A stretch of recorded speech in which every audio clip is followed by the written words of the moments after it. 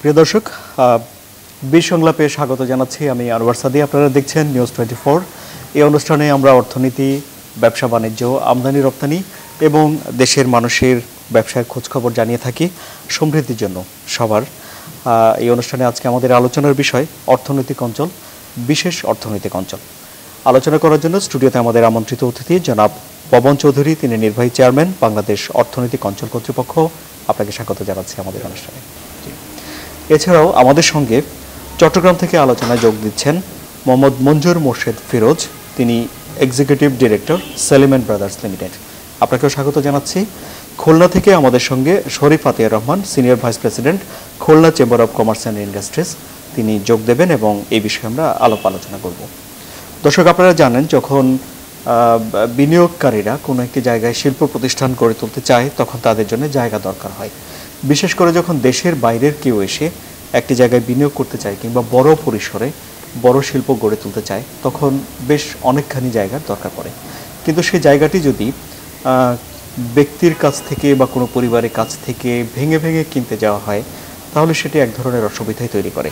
সেক্ষেত্রে যখন সরকার অর্থনৈতিক অঞ্চল তৈরি করে তখন সেটি দেশি বিদেশি বিনিয়োগকারীদের মনোযোগ আকর্ষণ করে এবং সেখানে বিনিয়োগ বান্ধব পরিবেশ তৈরি হয়ে গেলে সেখানে অনেক বিনিয়োগেরও সুযোগ তৈরি হয়। এর ফলে কর্মসংস্থানের সৃষ্টি হয় এবং আশা করা হচ্ছে যে 100টি অর্থনৈতিক অঞ্চল সরকার করতে যাচ্ছে আগামী 15 বছরের মধ্যে। সবগুলো যদি চালু হয় তাহলে সেখান থেকে যে পরিমাণ আয় আসবে সরকারের, তা এখন যে বাজেটের জন্য বরাদ্দ আছে, আমাদের বাজেটের যে আকার তার সমান হবে, অর্থাৎ টাকার পরিমাণ খুবই বেশি। আমি প্রথমেই জনাব পবন চৌধুরী, আপনার কাছে আমি জানতে চাইব যে এটি বেশ লাভজনক একটি বিষয় যে আমাদের এখন বাজেটে যত টাকা বরাদ্দ করা হচ্ছে, বাজেটে যত ব্যয় ধরা হচ্ছে, যদি 15 বছরের মধ্যে এই অর্থনৈতিক অঞ্চলগুলো গড়ে তোলা সম্ভব হয় তাহলে সেই সমপরিমাণ টাকা সরকার আয় করতে পারে। তাহলে এখন প্রশ্ন হলো যে এই উদ্যোগটি নিতে দেরি কেন, বা এতদিন পরে কেন, বা এটি বাস্তবায়ন করতে 15 বছরের সময় কেন, আর একটু কম সময় কেন নির্ধারণ করা হচ্ছে না? আপনার উন্নয়ন একটা ধারাবাহিক প্রক্রিয়া। তো বাংলাদেশের ক্ষেত্রে এবং অন্যান্য দেশের ক্ষেত্রে এটা সমানভাবে সত্য। তো আমাদের দেশে কিন্তু আপনার ক্রমান্বয়ে এই বিষয়গুলো, উন্নয়নের বিষয়গুলো সাধারণ মানুষের মধ্যে শিল্পের বিষয়টা খুব বেশি এখন আলোচিত হয়। পরিবেশ বান্ধব শিল্প হওয়া চাই, তারপর আপনার এখানে পরিকল্পিত শিল্পায়ন চাই, এই বিষয়গুলো সাধারণ মানুষের মধ্যে চলে এসেছে এবং আমাদের দেশে আপনার কর্মক্ষম একটা বিশাল জনগোষ্ঠী এখন আছে। তো আমরা অনেকেই বলে যে আমরা ঠিক আছে, অন্যান্য অনেক দেশে কর্মসংস্থানের সুযোগ ব্যাপক থাকা সত্ত্বেও পর্যাপ্ত জনবল নেই, সেটা আমরা ভোগ করছি। আমরা ডেমোগ্রাফিক যে ডিভিডেন্ড সেটা আমরা ভোগ করছি। অর্থনীতির সক্ষমতা অনেক গুণ বেড়ে গেছে। সবচেয়ে ইম্পর্টেন্ট সেটা হচ্ছে যে আপনার যে বর্তমান সরকার, তারা ক্ষমতায় আসার পরপরই 2008-এর ডিসেম্বরে অনুষ্ঠিত নির্বাচনে 2009-এ যখন তারা সরকার গঠন করে তখনই আপনার সরকার তার 2021 যে ভিশনের আলোকে তাদের কর্মসূচিগুলো সাজাতে থাকে এবং এরই আওতায় মূলত 2010 সনে বাংলাদেশ ইকোনমিক জোনস অ্যাক্ট, এই আইনটি প্রণীত হয় এবং অর্থনৈতিক অঞ্চল প্রতিষ্ঠার জন্য পরিকল্পিত উপায়ে শিল্পায়নের সিদ্ধান্ত নেওয়া হয়। তবে এর আগে হয়নি, এটা পুরোপুরি ঠিক নয়। কারণ এর আগে 1980 সনে যে আইন হয়, ইপিজেড অ্যাক্ট, তার অধীনে বাংলাদেশে মোট 8টা ইপিজেড প্রতিষ্ঠিত হয় এবং তারা প্রায় 2200 একরের মতন জমি ডেভেলপ করে। তাতে প্রায় 4 লক্ষের অধিক লোক কর্মসংস্থান হয়েছে এবং প্রায় $6.5 বিলিয়ন মতো তারা এখান থেকে এক্সপোর্ট করছে। এছাড়াও একটা প্রাইভেট ইপিজেড হয়, এটা কোরিয়ান ইপিজেড নামে পরিচিত চট্টগ্রামে। তো আপনার সেটা সীমিত আকারে চলছে বলতে পারি আমরা, 10-11 হাজার মানুষ সেখানে কাজ করছে। তবে এটা আকারের দিক থেকে অনেক বড়, 2490 একরের মতো জায়গা। এটা তার 8টি ইপিজেডের চাইতেও এটা আয়তনটা অনেক বেশি। তবে ওই ইপিজেডে যেখানে 4 লক্ষের উপরে লোক কাজ করছে, এখানে মাত্র সেখানে 10 থেকে 11 হাজার লোক কাজ করছে, কারণ এটা পুরোপুরি আকার বাস্তবায়িত হয়নি। এইসব আপনার প্রক্রিয়া থেকে সরকারের অনেক অভিজ্ঞতা হয়েছে। সরকারের এবং জনগণের যে এক্সপেকটেশন সেটা সেখান থেকে পুরোপুরি মিটে নাই বলেই আপনার নতুন একটা রেজিম, ইপিজেড রেজিম থেকে আপনার ইজেড রেজিমে, ইকোনমিক জোন রেজিমে আমরা চলে এসেছি এবং তারই আওতায় আমরা আপনার লক্ষ্য স্থির করেছি যে বাংলাদেশে আমরা আগামী 15 বছরে 100টা অর্থনৈতিক অঞ্চল করতে চাই, পরিকল্পিত অর্থনৈতিক অঞ্চল, আপনার পরিবেশ বান্ধব অর্থনৈতিক অঞ্চল, যেখান থেকে আপনার প্রায় 1 কোটি মানুষের কর্মসংস্থান হবে এবং আমরা বলি এখানে কম বেশি $40 বিলিয়ন সমপরিমাণ পণ্য এবং সেবা উৎপাদিত হবে। জি, আমরা এই অর্থনৈতিক অঞ্চলগুলোতে দেখতে পাচ্ছি যে এখানে সরকারি উদ্যোগে আছে, বেসরকারি উদ্যোগে আছে এবং সরকার বেসরকারি খাতের যৌথ অংশীদারিত্ব আছে। এখন সরকারি উদ্যোগে যেগুলো করা হচ্ছে এবং বেসরকারি উদ্যোগে যেগুলো করা হচ্ছে সেখানে কি অবকাঠামো সুবিধা, যেমন ধরেন গ্যাস, বিদ্যুৎ, পানি, এই 3টি সুবিধা কি সমানভাবে পাওয়া যাবে? আইন অনুযায়ী আপনার সরকার অর্থনৈতিক অঞ্চলগুলোর অফসাইড যে ইনফ্রাস্ট্রাকচার সেটা করে দেওয়ার জন্য অঙ্গীকার করেছে আইন অনুযায়ী। অতএব আপনার যে এটা সরকারি অর্থনৈতিক অঞ্চল হোক, এটা বেসরকারি অর্থনৈতিক অঞ্চল হোক, এটা পাবলিক প্রাইভেট অর্থনৈতিক অঞ্চল হোক, এটা G2G ভিত্তিতে অর্থনৈতিক অঞ্চল হোক, স্পেশাল ইকোনমিক জোন হোক, অথবা সরকারের অন্য কোনো সংস্থা কর্তৃক পরিচালিত অর্থনৈতিক অঞ্চল হোক, এই 6টা ক্যাটাগরিতে যে অর্থনৈতিক অঞ্চলগুলো আছে সবগুলোর ক্ষেত্রেই সরকার আপনার এই আইন বলে আইনের মাধ্যমে অঙ্গীকার আবদ্ধ যে অফসাইট ও ইনফ্রাস্ট্রাকচারের জন্য যে সুযোগ সুবিধা সেটা সরকার করে দেবে। এখানে আপনার ইকোনমিক জোনের ক্যাটাগরির উপর সেটা নির্ভরশীল নয়। আচ্ছা, আমরা জানি যে 100টির মতো করা হবে, এর মধ্যে 74টির অনুমোদন হয়েছে, 10টির ডেভেলপমেন্ট কাজেরও উদ্বোধন করা হয়েছে, অনেকদিন আগে ওটার নিউজও হয়েছে। এর মধ্যে বাকি 13টির সম্ভাব্যতা যাচাই করা হচ্ছে, 5টি বোধহয় শেষ দিকে আছে। এটা ঠিক, আপনার মাননীয় প্রধানমন্ত্রী গত 28শে ফেব্রুয়ারি 10টি অর্থনৈতিক অঞ্চলের আপনার ডেভেলপমেন্ট অ্যাক্টিভিটিসের উদ্বোধন করেন। এর ছাড়াও আপনার আমরা ইতিমধ্যে আরও 6টা অর্থনৈতিক অঞ্চলের সম্ভাব্যতা জরিপ বা ফিজিবিলিটি স্টাডি যেটা বলি সেটা অলমোস্ট কমপ্লিটেড। আগামী মাসে আমি আশা করতেছি এই 6টারই রিপোর্ট পেয়ে যাব এবং উইদিন নেক্সট ফিউ মান্থস আমাদের প্ল্যানে আছে এটা। মাননীয় প্রধানমন্ত্রীকে আমরা অনুরোধ করব আরও 10টা অর্থনৈতিক অঞ্চলের ডেভেলপমেন্ট কাজের আপনার অ্যাক্টিভিটিসগুলো শুভ উদ্বোধন করার জন্য এই পরিকল্পনাটা আমাদের আছে। বিশেষ করে এর মধ্যে বাইরের বলতে জাপান, ভারত এবং চীন এই অর্থনৈতিক অঞ্চলের ব্যাপারে বেশ আগ্রহী। আর চীন তো একটি আনোয়ারাতে, সেখানে তারা কারখানা করতেই চায়। এটা ঠিক, আপনার বাংলাদেশের আপনার শিল্পায়নের জন্য আপনার অংশগ্রহণের জন্য আপনার বিদেশি অনেকগুলো আপনার সরকার এবং ব্যবসায়ী গ্রুপ প্রতিষ্ঠান যথেষ্ট আগ্রহ দেখিয়েছে এবং সেই আগ্রহের লেভেলটা এখন আরও অনেক উপরে। তো আপনি খেয়াল করে দেখবেন আমরা বাংলাদেশে চাইনিজ বিনিয়োগকারীদের জন্য একটা এক্সক্লুসিভ ইকোনমিক জোন চট্টগ্রামে স্থাপন করছি প্রায় 800 একর জমিতে।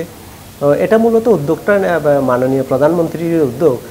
উনি যখন 2014 সালের জুন মাসে চীন সফর করেন তখনই চীনের প্রেসিডেন্টকে মাননীয় প্রধানমন্ত্রী এবং চীনের বিনিয়োগকারীদেরকে অনুরোধ করেন যাতে বাংলাদেশে এসে বিনিয়োগ করার জন্য, এবং তিনি ঘোষণা দেন যে তারা যদি এখানে বাংলাদেশে আসে তাহলে চীনের বিনিয়োগকারীদের জন্য উনি একটা অর্থনৈতিক অঞ্চলের জন্য আপনার স্থান বরাদ্দ করবেন এবং প্রয়োজনীয় সুযোগ সুবিধাগুলো এনশিওর করবেন।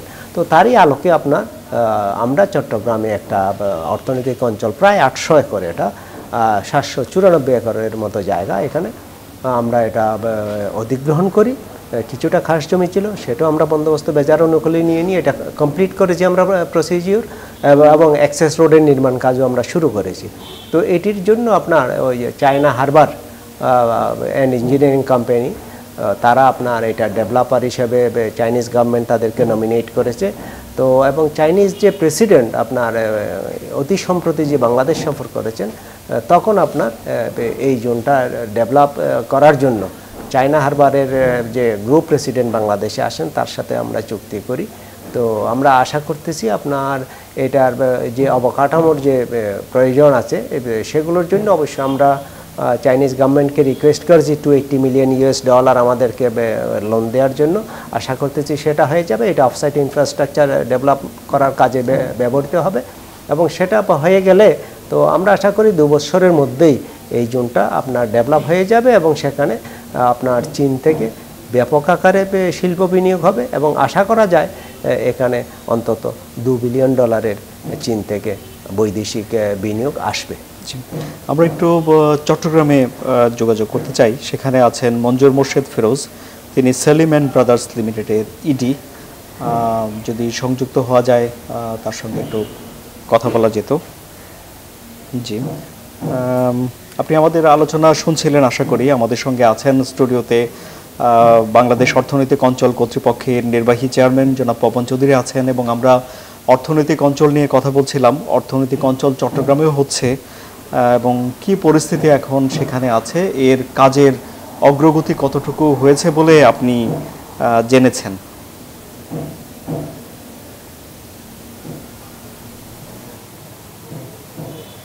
আমি যতটুকু জানি চট্টগ্রামের যে শিল্পাঞ্চলগুলো প্রস্তাবিত আছে এগুলোর কাজগুলো খুব দ্রুত গতিতে চলছে। তো আমরা চট্টগ্রামবাসী অত্যন্ত আশান্বিত যে চট্টগ্রামে প্রচুর মানুষের কর্মসংস্থানের ব্যবস্থা করছে সরকার। চট্টগ্রাম ইপিজেড প্রতিষ্ঠিত হওয়ার পর থেকে চট্টগ্রামে বিশাল একটি শিল্প কারখানার প্রতিষ্ঠিত হয়েছে, যার ফলশ্রুতিতে চট্টগ্রাম তথা বাংলাদেশের প্রচুর মানুষ এখানে কর্মসংস্থানের সুযোগ হয়েছে। তো সরকারের এই উদ্যোগ আমরা চট্টগ্রামবাসী অত্যন্ত আন্তরিকতার সাথে আমরা এটাকে দেখছি।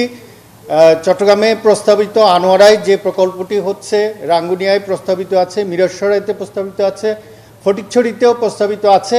তো এই অঞ্চলগুলো থেকে যদি শিল্পাঞ্চল গড়ে ওঠে, আমি মনে করি চট্টগ্রামের ঢাকা শহরে এখন যেভাবে যানজটের নগরীতে পরিণত হয়েছে, চট্টগ্রাম আমি মনে করি যে ডিসেন্ট্রালাইজ যদি করা হয় আমাদের শিল্পাঞ্চলগুলোকে, তাহলে আমি মনে হয় যে চট্টগ্রামের অদূর ভবিষ্যতে যানজটের থেকে আমরা একটা মুক্ত হতে পারি। এটা একটা অত্যন্ত পজিটিভ দিক। আর যে অঞ্চলে বসবাস করছে সে নিজের গ্রামে থেকে, নিজের এলাকায় থেকে দেশের জন্য কিছু করতে পারে, এতে সাশ্রয়ী হবে অর্থনৈতিকভাবে। প্রতিটা মানুষ অনেক টাকা সেভ করতে পারবে। যারা গ্রামাঞ্চল থেকে এসে চট্টগ্রাম শহরে থেকে কাজ করে তাদের কিন্তু দুটো পরিবার মেনটেন করতে হচ্ছে, এখানে তার দ্বিগুণ খরচ হচ্ছে। তা আমি মনে করি যে আনোয়ারা, রাঙ্গুনিয়া, মিরসরাই কিংবা ফটিকছড়িতে এই প্রকল্পগুলো যদি হয় তাহলে সেখানের অধিবাসীরা নিজের গ্রাম থেকে এসে কাজ করতে পারবে। এটা একটা অত্যন্ত পজিটিভ দিক। আর পাশাপাশি মোর্শেদ ফিরোজ, আপনি একটি কথা বললেন যে শিল্প কারখানা যদি বিকেন্দ্রীকরণ করে, আপনি কি এটি দিয়ে বোঝাতে চাচ্ছেন যে চট্টগ্রামের শহর এলাকা থেকে শিল্প কারখানাকে সরিয়ে অন্য কোথাও নিয়ে যাওয়া, এটি কি আপনি বোঝাতে চান?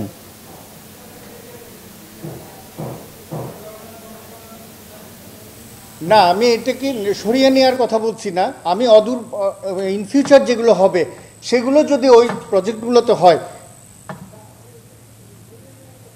জি, ওই জায়গাগুলোতে যদি হয় তাহলে আমি মনে করি যে ফিউচারের জন্য এটা একটা যুগান্তকারী ঘটনা হবে।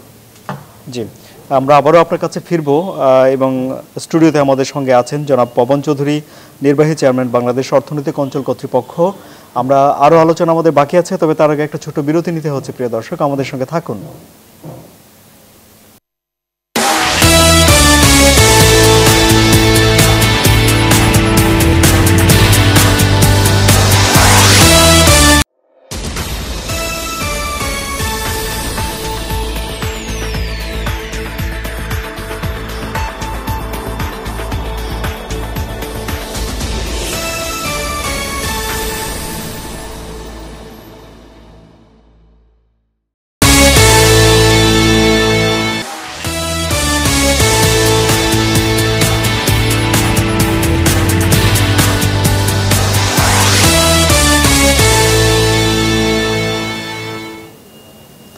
আবারও স্বাগত জানাচ্ছি বীর সংলাপে।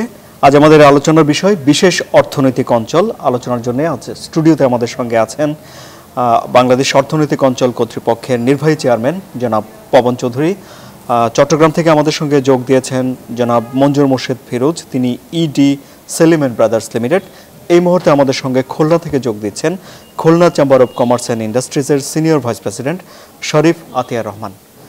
শরীফ আতিয়া রহমান, আপনার কাছেই প্রথমে যাচ্ছি যে অর্থনৈতিক অঞ্চলগুলো সরকার করবে বলে ঘোষণা দিয়েছে, অনুমোদন দিয়েছে ৭৪টির এবং অনেকগুলো সম্ভাব্যতা যাচাই চলছে, 10টির উন্নয়ন কাজ ডেভেলপমেন্ট কাজেরও হয়েছে এবং এই নিয়ে অনেকেই আশা প্রকাশ করছেন। চিটং থেকে আমাদের সঙ্গে যোগ দিয়েছেন একজন, তিনি বলছেন যে তাতে করে অনেক কর্মসংস্থান হবে, অনেক আয় হবে।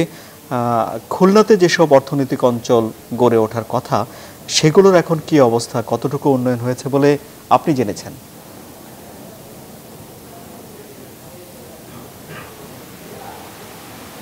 ধন্যবাদ আপনাকে, ধন্যবাদ চ্যানেল 24কে যে আমাকে আজকে খুলনার বিশেষ করে দক্ষিণ পশ্চিম অঞ্চলের ব্যবসায়ীদের জন্য কিছু কথা বলার জন্য সুযোগ করে দেওয়ার জন্য। আমি সর্বপ্রথম জাতির জনক বঙ্গবন্ধু শেখ মুজিবুর রহমানের কন্যা মাননীয় প্রধানমন্ত্রীকে ধন্যবাদ জানাই যে এর আগে কোনো সরকারই বিশেষ করে দক্ষিণ পশ্চিম অঞ্চলের দিকে এভাবে তাকায়নি। বিশেষ করে আজকে খুলনাতে আমরা বিশ্বাস করি, খুলনার মানুষ বিশ্বাস করে যেভাবে আপনাদের দোয়াতে ইনশাল্লাহ আপনার বিমানবন্দর হচ্ছে, আমরা আশা করি যে অল্প দিনের মধ্যেই বিমানবন্দর ইনশাল্লাহ খুলনাতে চালু হবে। খুলনা মোংলা রেল হচ্ছে প্রথমত।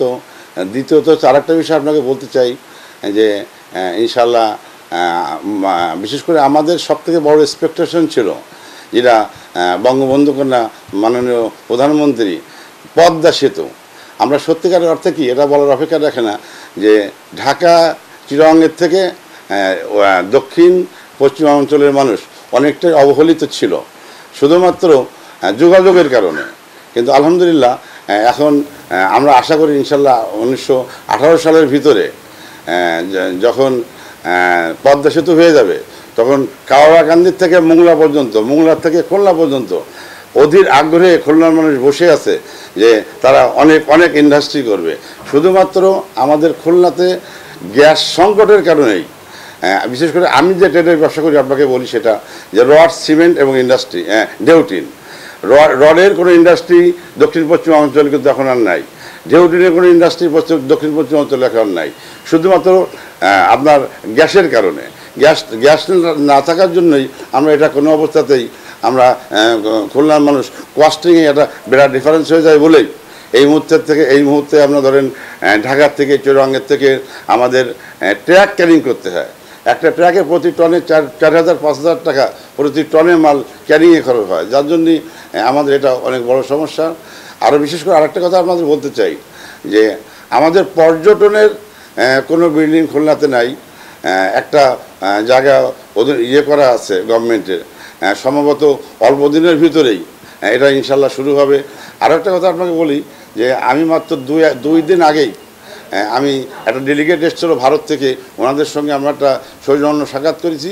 ওনারা মোংলাতে এবং বটিয়াঘাটাতে ওনারা একটা মানে করতে চাই, ইকোনমিক জোন করতে চান। ওনাদের সঙ্গে আমরা একমত হয়েছি এবং ওনাদের সঙ্গে আমরা পরবর্তীতে কথা বলতেছি এবং এখনও কথা বলতেছি, পরবর্তীতেও কথা বলবো ইনশাল্লাহ।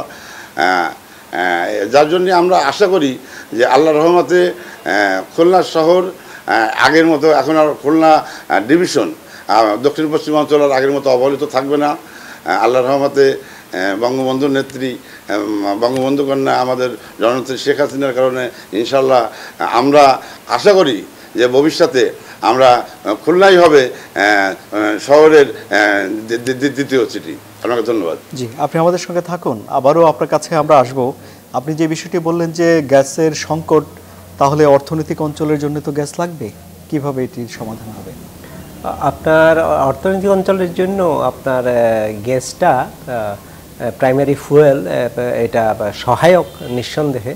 তবে পৃথিবীর বহু দেশেই কিন্তু আপনার এই ন্যাচারাল গ্যাসটা নেই। তো অ্যাজ ফর এক্সাম্পলস জাপানেই তো নেই। তো জাপান পুরোটাই আপনার চলে কয়লা এবং এলএনজির উপরে। তো এটা একমাত্র শর্ত নয়, বাকি যে শর্তগুলো আপনার পূরণ করা দরকার সেগুলো অলরেডি সরকার নিশ্চিত করেছে।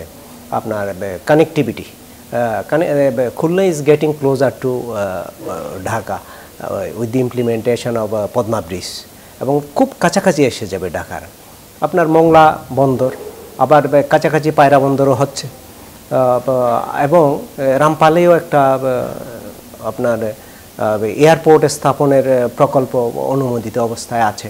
তো এছাড়া খুলনাবাসীর জন্য এটা এখনও পর্যন্ত আমি মনে করি যথেষ্ট আশাবাদী হওয়ার কারণ আছে, এই জন্য যে খুলনা আমরা দুটো অর্থনৈতিক অঞ্চল প্রতিষ্ঠার জন্য সাইট সিলেকশন করেছি, এবং ভারতীয় হাইকমিশনার মহোদয়ের সাথে আমার ইতিমধ্যে আলাপ হয়েছে। গত সপ্তাহে তাদের একটা টিম পিডব্লিউসি, তারপর আপনার হাইকমিশনের রিপ্রেজেন্টেটিভ, মাহিন্দ্রার রিপ্রেজেন্টেটিভ, তারা গত সপ্তাহে আপনার এই ইকোনমিক জোনটা ভিজিট করেছে। আপনার এটা ইয়েতে খুলনা এবং বাগেরহাটা হাইওয়ে, খুলনা বাগেরহাটা হাইওয়ের পাশে অবস্থিত। তো প্রায় 500 একর জমিতে এই ইকোনমিক জোনটা স্থাপনের পরিকল্পনা আমরা নিয়েছি। তো আমরা ভারতকে অনুরোধ করেছি এই জোনটা G2G ভিত্তিতে যাতে ভারতীয় বিনিয়োগকারীদের জন্য ডেভেলপ করা হয়, এবং ভারত সরকার ইতিমধ্যে আমাদেরকে লোন ঋণ দিতেও সম্মত হয়েছে। মোট দেশে 4টা অর্থনৈতিক অঞ্চলের জন্য, 2টো আইটি ভিত্তিক, একটা মিরসরাইতে হবে, একটা ঢাকাতে হবে, আর 2টি ইকোনমিক জোন প্রাইমারিলি তারা সিলেক্ট করেছে, একটা মংলাতে আর একটা বেড়ামারাতে। বাট মংলা যে অর্থনৈতিক জোনটা ভারতের জন্য ইনিশিয়ালি আমরা প্ল্যান করেছিলাম, সেটা আকার ছোট, কিন্তু খুলনার জমিটা আপনার আকারে অনেক বড়। সে কারণে ভারতের তরফ থেকে আপনার আগ্রহ দেখানো হয়েছে। তারা গত সপ্তাহে ভিজিট করেছে, এবং এই শনিবারে আমিও যাচ্ছি, ওই জায়গাটা আমরা দেখব। তো আশা করি আমরা খুলনাবাসীর যে দীর্ঘদিনের প্রত্যাশা, বর্তমান সরকারের সেটা এই প্রত্যাশা পূরণের যথেষ্ট আপনার আগ্রহ আছে। তো আমরা আশা করি আপনার খুলনায় অচিরেই প্রথম অর্থনৈতিক অঞ্চলটা বাস্তবায়নের কাজ শুরু হবে। আচ্ছা, আমি একটু চট্টগ্রামে একটু কথা বলতে চাই। জনাব মঞ্জুর মোর্শেদ ফিরোজ, আমরা জানি যে মিরসরাইতে একটি বেশ বড়, সম্ভবত এটাই সবচেয়ে বড় দেশের মধ্যে বৃহত্তম। জি, সেটার কি খবর? মানে ওখানকার ব্যবসায়ীদের বা মানুষজনের কেমন আগ্রহ? বিশেষ করে কর্মসংস্থান, তো যত বড় অর্থনৈতিক অঞ্চল তত বেশি কর্মসংস্থানের সুযোগ, তাই নয় কি জনাব মঞ্জুর মোর্শেদ ফিরোজ?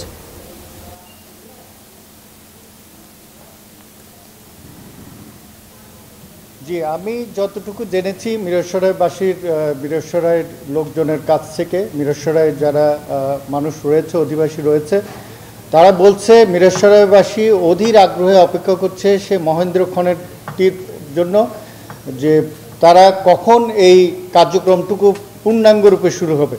তো তাদের থেকে যে জিনিসটি জানতে পেরেছি যে কার্যক্রম খুবই দ্রুত গতিতে চলছে।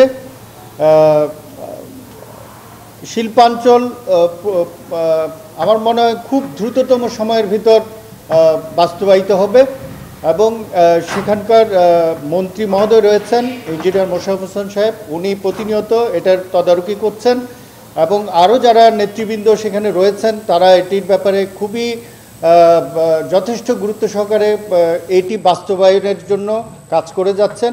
তো মানুষের ভেতর যে আশা আগ্রহ সৃষ্টি হয়েছে, যে মিরসরাইবাসী, পাশাপাশি ফেনী এবং সীতাকুণ্ডর লোকজনও আশা করছেন যে মিরসরাই এই শিল্পাঞ্চল প্রতিষ্ঠিত হলে এই 3 অঞ্চলের মানুষ অত্যন্ত, সমগ্র চট্টগ্রাম তথা আমি মনে করি কুমিল্লার মানুষও এর দ্বারা অত্যন্ত বেনিফিটেড হবে।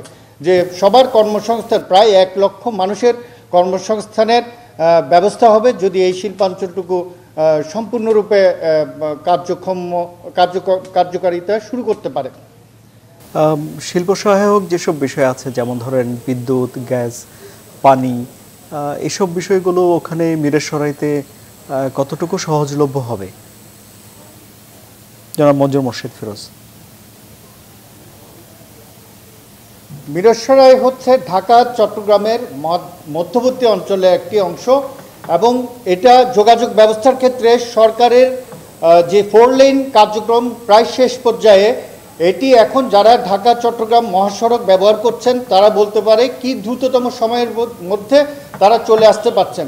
আর সবচেয়ে যেটি পজিটিভ দিক সেটা হচ্ছে চট্টগ্রাম বন্দরের কাছাকাছি হওয়াতে বন্দরের সুবিধাটুকু তারা পাবেন। সেখান থেকে নদীর সমুদ্রের কাছাকাছি, সেখানে ল্যান্ডিং থাকবে খুব সম্ভব তাদের জিনিসগুলো নিয়ে যাওয়ার জন্য। শিল্পাঞ্চলের যে পণ্য সামগ্রীগুলো এবং কাঁচামালগুলো আমার মনে হয় খুব দ্রুততম সময়ের ভিতর মিরসরাই আনোয়ারায় পৌঁছবে। আর চট্টগ্রামের যে টানেলটুকু হচ্ছে, টানেলের গত চীনের রাষ্ট্রপতি এসেছিলেন, সেটি চুক্তি স্বাক্ষরিত হয়েছে দ্রুততম সময়ের ভিতর। আমরা চট্টগ্রামবাসী অধীর আগ্রহে অপেক্ষা করছি, সে টানেলের কাজ শুরু হবে। এটি চালু হলে চট্টগ্রাম আরও অনেক দূর এগিয়ে যাবে। আনোয়ারাবাসী তথা দক্ষিণাঞ্চল, চট্টগ্রামের দক্ষিণাঞ্চল এই টানেলের মাধ্যমে অনেক অনেক আমি মনে করি একটা বিশাল ব্যাপার হবে। আর যেটা প্রস্তাবিত গভীর সমুদ্র বন্দর, এটি চট্টগ্রামের দীর্ঘদিনের একটি স্বপ্ন। এটি বাস্তবায়িত হলে আমি তো মনে করি যে চট্টগ্রাম তথা পুরো কক্সবাজার, পুরো সমগ্র বাংলাদেশ একটা অর্থনৈতিকভাবে বিশাল সমৃদ্ধির দিকে এগিয়ে যাবে বলে আমার দৃঢ় বিশ্বাস। জি, অনেক ধন্যবাদ। খুলনা এবং চট্টগ্রাম দু জায়গাতেই সুবিধা হলো বন্দরের মাধ্যমে তারা খুব সহজেই পণ্য আনা নেওয়া করতে পারবে। বিশেষ করে আনোয়ারাতে কর্ণফুলীর ওপারে যেই অর্থনৈতিক অঞ্চল করা হচ্ছে সেখান থেকে তো বন্দর খুব কাছাকাছি হবে। তারপরেও আপনার কাছে আমি মিরেশ্বরের বিষয়ে একটু ভালোভাবেই জানতে চাইবো, যেহেতু এটি সবচেয়ে বড়। আপনার মিরসরাই এবং ফেনী জেলার সোনাগাজী উপজেলাকে কেন্দ্র করে আমরা প্রায় 30,000 একর জমিতে একটি খুব বড় আকারের অর্থনৈতিক অঞ্চলে স্থাপনের দুঃসাহসী একটা উদ্যোগ আমরা নিয়েছি। তো এই কারণে দুঃসাহসী, দেখুন আমি আবারও বলি যে আমরা 36 বছরে মাত্র 2200 একর জমিতে আমরা এই ভিজিট করেছি। সেখানে একটা জায়গায় আমরা 30,000 একর জমিতে শুরুতেই উদ্যোগ নিয়েছি যে এটা in addition to say other 99 sites. তো এত বড় একটা উদ্যোগ, এটা দুঃসাহসী তো বটে, এবং সেটা আবার সমুদ্র তীরবর্তী জায়গা, সে অনেক নিচু জায়গা। তো এর জন্য এটা বাস্তবায়নের জন্য যে বিশাল সাপোর্ট দরকার সেটা আমরা ওয়ার্ল্ড ব্যাংকের কাছ থেকে নিয়েছি, আমরা এটা ওয়াটার ডেভেলপমেন্ট বোর্ডের কাছ থেকে নিচ্ছি, রোডস অ্যান্ড হাইওয়েজের কাছ থেকে নিচ্ছি, department of public health and ইঞ্জিনিয়ারিংয়ের কাছে নিচ্ছি, এবং আপনার অর্থ বিভাগের কাছ থেকে নিচ্ছি। আমরা কি কাজ করেছি, ধরেন এইখানে বলা হয়েছে যে কাজ আপনার একটু স্লো হচ্ছে। এই বিশাল কাজ খুব দ্রুত হতে পারে না, এখানে আপনার অনেকগুলো এজেন্সি জড়িত আছে। ধরুন আমি মাটির টেন্ডার করতে চাই ওখানে বাঁধ নির্মাণের জন্য, সেটার জন্য আপনার ওয়ার্ল্ড ব্যাংকের অনেকগুলো শর্ত আছে। তো আমরা জানতে চেয়েছিলাম কেন গত বছর যখন আমরা এগুলো বাঁধ নির্মাণের কাজে হাত দিই, তো কেন গত বছর এটা দ্রুত অনুমোদন পাওয়া গেল, তো এই বছর কেন তার চাইতে আমি 5 গুণ কাজের টেন্ডার করতে যাচ্ছি, কেন আমার বিলম্ব হচ্ছে। তো আমি যেটা ইনফরমালি আমাকে বলা হচ্ছে, বিভিন্ন সূত্র থেকে আমরা জানছি যে ইনিশিয়ালি যখন তারা গত বছর অনুমোদন দেয় তখন তারা আমাদের ক্যাপাবিলিটি সম্পর্কে সন্দিহান ছিলেন যে আদৌ এটা আমরা পারবো কি না, এই জন্য অনুমোদন দিয়ে দিলাম। কিন্তু যখন দেখলো যে এটা আমরা করে ফেলতেছি এবং এইটা আমরা করে ফেলবো, এই জন্য তারা চেয়েছে আমরা যাতে যে কমপ্লায়েন্সের শর্তগুলো সেগুলো পূরণ করি। আমি যে জায়গা থেকে বালিটা আনতেছি সেটা যাতে প্রকৃতিকে আপনার বেশি ক্ষতিগ্রস্ত না করে।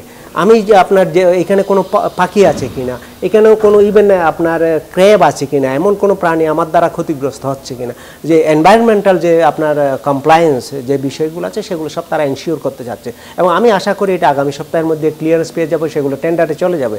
এছাড়া ওয়াটার ডেভেলপমেন্ট বোর্ড আপনার প্রায় 1200 কোটি টাকা আপনার এখানে কাজ করতেছে, 18.5 কিলোমিটার তারা রাস্তা এবং বাঁধ নির্মাণ করবে। রোডস অ্যান্ড হাইওয়েজ 134 কোটি টাকা ব্যয়ে ঢাকা চিটাগং হাইওয়ে থেকে এখানে একটা 10 কিলোমিটার দীর্ঘ রাস্তা করতেছে। আমরা আরও একটা 7 কিলোমিটার রাস্তা করতেছি। অনেকগুলো ব্রিজ কালভার্টের অলরেডি টেন্ডার হয়ে গেছে এবং কিছুর অলরেডি বাস্তবায়ন সেখানে চলছে। এটা একটা হিউজ কাজ, এবং আমরা ইতিমধ্যে 550 একর জমি একটা কনসোর্টিয়ামকে আমরা দেওয়ার জন্য এটা প্রক্রিয়া চূড়ান্ত করেছি, এবং এটা এখন ইতিমধ্যে লেজিসলেটিভ ডিভিশনে চলে গেছে ব্যাটিংয়ের জন্য, সেটা হয়ে গেলে সিসিএতে আমরা দিয়ে দেবো, তখন ডেভেলপারও সেটার জন্য নিয়োগ হয়ে যাবে। আরও ভালো খবর এটা যে মিরসরাইতে আমাদের কাজের ব্যাপারে আগ্রহী হয়ে যেখানে আপনার ভারত আমাদেরকে $90 মিলিয়ন দুটো আইটি জোনের জন্য দেবে বলেছে, সেখানে গত সপ্তাহে তারা কিন্তু মিরসরাই সফর করেছে এবং শুধু আইটি জোন প্রতিষ্ঠা নয়, সেখানে ভারতের জন্য একটা এক্সক্লুসিভ ইকোনমিক জোন করা যায় কিনা সেটাও তারা কিন্তু খতিয়ে দেখছে। অতএব আমাদের যে পরিকল্পনা দীর্ঘমেয়াদে মিরসরাই ফেনীর সোনাগাজীতে যে বাংলাদেশের একটা ইনভেস্টমেন্ট ক্যাপিটাল ডেভেলপ করা, আমরা বলি যে সেটা আমি মনে করি আমরা অনেক দূর এগিয়ে গেছি। প্রাথমিক আপনার প্রস্তুতিগুলো সম্পন্ন হয়েছে, এখন শুধুই বাস্তবায়ন এবং আগামী 2 বছরে এখানে খুবই চমৎকার ভিজিবল প্রোগ্রেস দেশবাসী দেখবেন এবং আমরা ইন অ্যাডভান্স আমরা আমন্ত্রণ জানাবো যে ইভেন আগামী বছর ডিসেম্বর থেকে সবাই যাতে মিরসরাই ভিজিট করে। জি, একটা বিরতি নিচ্ছি, বিরতির পর আমরা ফিরবো। আমাদের সঙ্গে স্টুডিওতে আছেন পবন চৌধুরী, নির্বাহী চেয়ারম্যান বাংলাদেশ অর্থনৈতিক অঞ্চল কর্তৃপক্ষ। আরও আলোচনা আছে, আমাদের সঙ্গে থাকুন।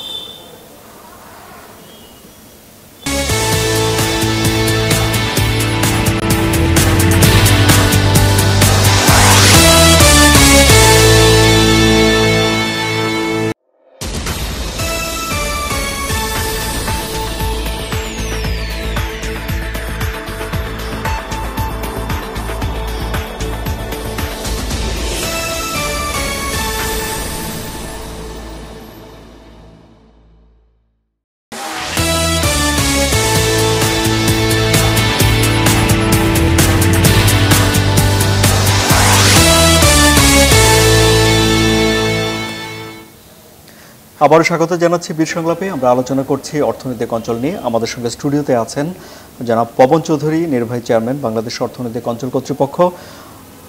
আমাদের সঙ্গে খুলনা থেকে যোগ দিয়েছেন Sharif Atiar Rahman, senior vice president, Khulna chamber of commerce and industries. এবং চট্টগ্রাম থেকে আমাদের সঙ্গে আলোচনায় আছেন সেলিম অ্যান্ড ব্রাদার্স লিমিটেডের ইডি জনাব মঞ্জুর মোর্শেদ ফিরোজ। আমরা ভারতের আগ্রহের বিষয়ে কথা বললাম, অর্থনৈতিক অঞ্চল, চীনের বিষয়ে কথা বললাম। জাপানের বিষয়টি মনে হয় বাদ পড়ে গেল, তার কি অবস্থা? তাদেরও তো আগ্রহ আছে, তারাও করতে চায় এখানে। ঠিকই বলেছেন আপনার। জাপানে যখন মাননীয় প্রধানমন্ত্রী 2014 সালের মে মাসের শেষের দিকে সফর করেন এবং এর পরেই আপনার জাপানের প্রধানমন্ত্রী বাংলাদেশ সফর করেছেন। উভয় সফরে উভয় দেশের মাননীয় প্রধানমন্ত্রীরা আপনার এটা একমত হয়েছেন যে বাংলাদেশে জাপানি বিনিয়োগকারীদের জন্য একটা এক্সক্লুসিভ ইকোনমিক জোন হবে। ইনিশিয়ালি একটা হবে, পরে আরও ইকোনমিক জোন ডেভেলপ করা হবে। তারই অংশ হিসাবে আমরা ধারাবাহিকভাবে এগোচ্ছি। ইতিমধ্যে ইকোনমিক জোন প্রতিষ্ঠার জন্য আপনার ফিজিবিলিটি স্টাডি কমপ্লিট করা হয়েছে, এখন ডেভেলপার নিয়োগের প্রক্রিয়া চলছে। তো হোলি আর্টিসানের যে আপনার একটা দুর্ভাগ্যজনক ঘটনা ঘটেছে, সেটা না হলে ইতিমধ্যে ডেভেলপার নিয়োগের প্রক্রিয়াটা আপনার চূড়ান্ত হয়ে যেত। তো আমরা আশা করতেছি এটা খুব তাড়াতাড়ি হয়ে যাবে। উইদিন ডিসেম্বর আমি আশা করি এটা সমাপ্ত হবে এবং এরপর আমরা এটা বাস্তবায়নের কাজে হাত দেব।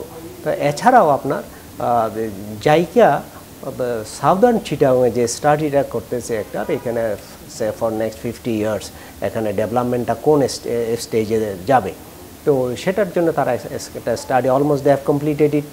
এটার পরিকল্পনা চূড়ান্ত করার জন্য তারা আমাদের সাথে একাধিকবার বৈঠক বসেছে এবং মহেশখালী দ্বীপে কক্সবাজারের সেখানে একটা বড় আকারের ইকোনমিক জোন হবে। তারা এটা মিডল টার্মে এটা করতে চায়, প্রায় 2000 একরের উপর জমিতে।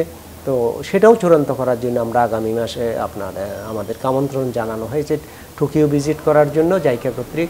তো আমরা আশা করতেছি তো শুধু ঢাকার কাছাকাছি যে জাপানি ইকোনমিক জোন হচ্ছে সেইটা না, আমরা আশা করি যে আপনার মহেশখালীতেও মধ্যমেয়াদে একটি বড় আকারের ইকোনমিক জোন হবে জাপানি শিল্পপতিদের জন্য।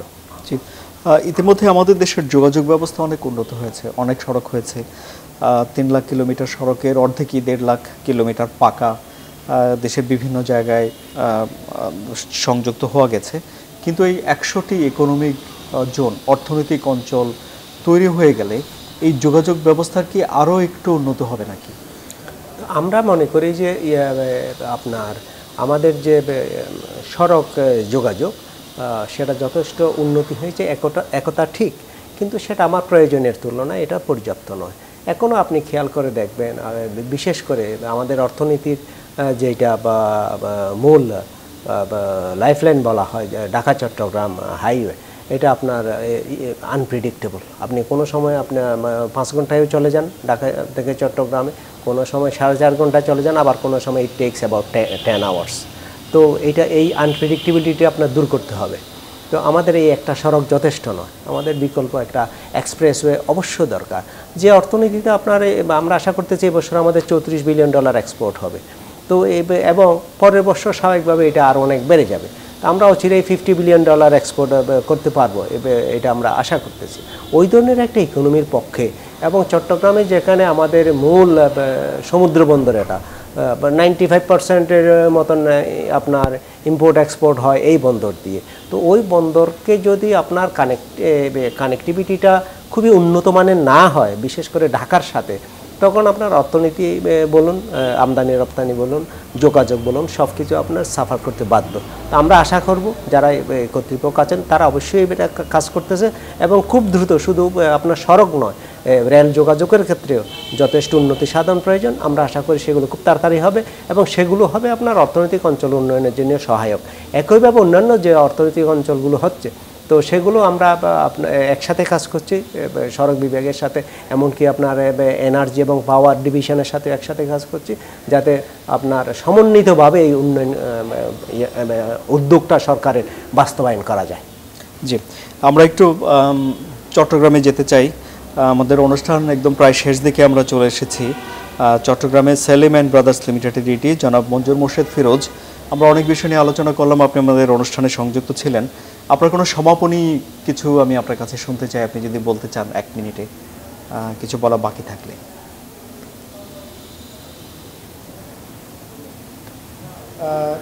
ধন্যবাদ নিউজ 24-কে আমাদের চট্টগ্রামকে গুরুত্ব সহকারে আজকের এই অনুষ্ঠানে আমন্ত্রণ জানানোর জন্য। আমাদের চট্টগ্রামবাসীর আমাদের আবেদন থাকবে, আমাদের একমাত্র চট্টগ্রাম বন্দর, এটি দেশের অর্থনীতিতে অনেক ভূমিকা রাখছে।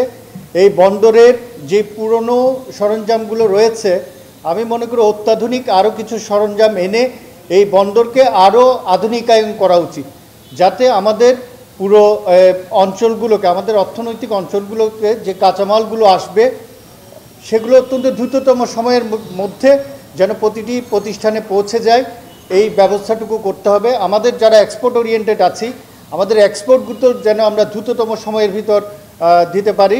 সরকারকে আরও একটু উদ্যোগ নেওয়ার জন্য আমি বিনীত আবেদন জানাবো। আর যে অর্থনৈতিক অঞ্চলগুলোর উদ্যোগ নিয়েছেন, আমি সরকার প্রধান মাননীয় প্রধানমন্ত্রী এবং আজকে যিনি অতিথি হিসেবে উপস্থিত আছেন অর্থনৈতিক অঞ্চলের নির্বাহী চেয়ারম্যান, ওনার প্রতিও আমার বিনীত আবেদন থাকবে যে কাজগুলো দ্রুততম সময়ের ভিতর সম্পন্ন করে দেশের অর্থনীতিকে আরও যেন সচল করার ক্ষেত্রে অগ্রণী ভূমিকাটুকু পালন করেন। এবং আমরা অত্যন্ত আনন্দিত যে গতকাল আমাদের অর্থনৈতিক যে মুদ্রা বৃদ্ধি, এটি 7.05 ছিল টার্গেট, কিন্তু 7.11 হয়েছে। এটাও অত্যন্ত পজিটিভ দিক। এটাকে প্রবৃদ্ধির হার যেন আরও দীর্ঘায়িত করার ক্ষেত্রে আমাদের আরও উদ্যোগী হতে হবে। আমরা যারা ব্যবসায়ী আছি, আমরা যারা জনগণ আছি, আমাদের রাজনৈতিক অস্থিতিশীলতা দূর করে আমাদের অর্থনীতিকে সচল রাখার জন্য আমাদের সকলকে পারস্পরিকভাবে এগিয়ে আসতে হবে। অর্থনীতি সচল হলে দেশ উন্নত হবে, আগামী দিনের ভবিষ্যৎ নাগরিক যারা, তারা একটা উন্নত বাংলাদেশ পাবে। যেই উন্নত বাংলাদেশের জন্য বাংলাদেশের আপামর জনসাধারণ 1971 সালে এই দেশটিকে স্বাধীন করেছিল। জনাব মঞ্জুর মোর্শেদ, আপনার কাছ থেকে আমরা বিদায় নিচ্ছি, কিন্তু জনাব পবন চৌধুরী, ওনার বিনীত আবেদন আপনার কাছে যেন অর্থনৈতিক অঞ্চলগুলো দ্রুত বাস্তবায়ন করা হয়। উনি যথার্থই বলেছেন, আপনার এই প্রকল্পগুলো দ্রুত বাস্তবায়িত হওয়া উচিত।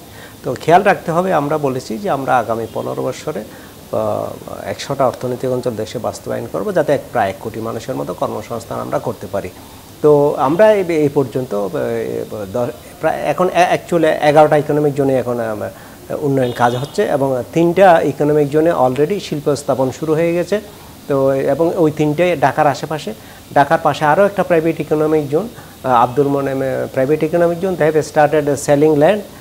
আপনার এখানে দেশি বিদেশি বিনিয়োগকারীরা, বিশেষ করে বিদেশি বিনিয়োগকারীরা এখানে খুব বেশি আগ্রহ দেখাচ্ছেন। আমরা আশা করতেছি তাদের পুরো জোনটাই 1 থেকে 1.5 বছরের মধ্যে পুরোপুরি আপনার প্লট এটা সোল্ড আউট হয়ে যাবে। তো তারার দিক থেকে আমরা খুব বেশি চেষ্টা করছি আপনার মানুষের যে প্রত্যাশা দ্রুত কাজ করার, সেই প্রত্যাশা এবং সততার সাথে কাজ করা, আন্তরিকতার সাথে কাজ করা।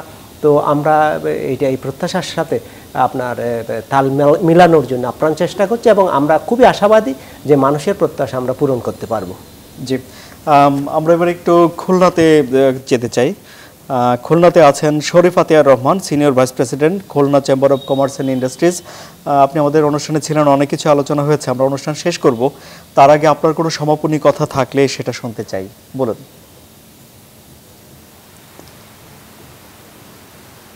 ধন্যবাদ আপনাকে।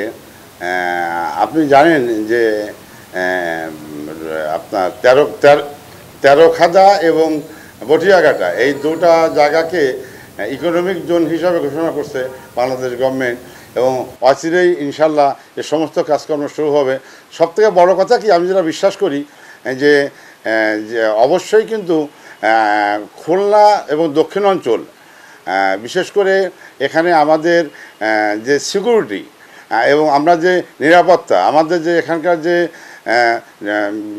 বিশেষ করে র্যাব, পুলিশ এবং অন্য অন্য যেগুলো ডিপার্টমেন্ট আছে, তাতে অত্যন্ত সুন্দরভাবে খুলনাকে সবথেকে সম্ভবত উত্তর দক্ষিণ অঞ্চলই, দক্ষিণ পশ্চিম অঞ্চলই সবথেকে আল্লাহর রহমতে ইনশাল্লাহ এখন খুব ভালো অবস্থানে আছে এবং মানে নিরাপত্তার দিক দিয়ে অত্যন্ত খুব ভালো। যার জন্যে আমি আশা করি যে বিশেষ করে যারা বিদেশিরা আছেন, যারা স্বদেশিরা আছেন, এখানে স্ব উদ্যোগে এখানে ইন্ডাস্ট্রি করতে আসবেন এবং ইন্ডাস্ট্রি করে তিনটা লাভবান হবেন এবং এখানে আমাদের যারা অত্যন্ত পরিশ্রমী কর্মীরা আছে, এরা খুব সুন্দরভাবে এরা এখানে কাজ করতে পারবেন এবং তার জন্যই সম্ভবত অনেক কর্মসংস্থানের ব্যবস্থা হবে, এটা আমরা আশা করি। ধন্যবাদ আপনাকে। যে জনাব শরীফ আতিয়ার রহমান, আপনাকে অনেক ধন্যবাদ এবং আপনার কাছ থেকেও আমরা বিদায় নিচ্ছি। অনুষ্ঠানের একদম শেষ দিকে জনাব পবন চৌধুরী, এবার আপনার কাছ থেকে সমাপনী কথা শুনবো, তারপর অনুষ্ঠান শেষ করব।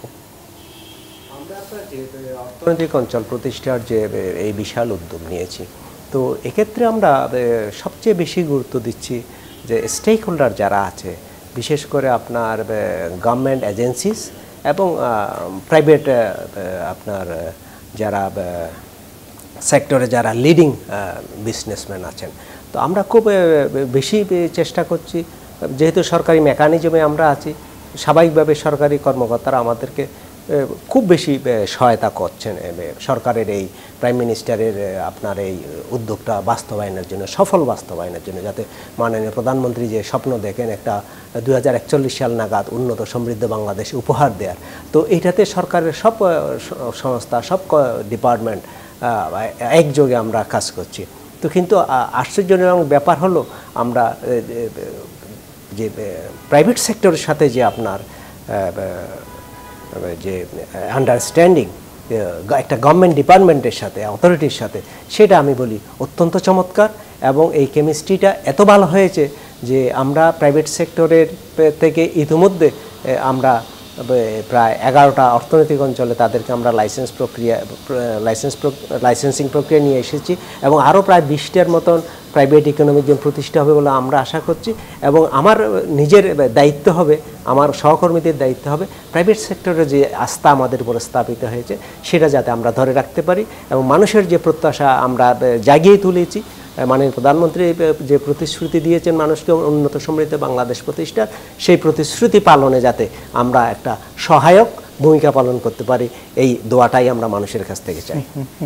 অনেক ধন্যবাদ। আজকের মতো তাহলে অনুষ্ঠান শেষ করি।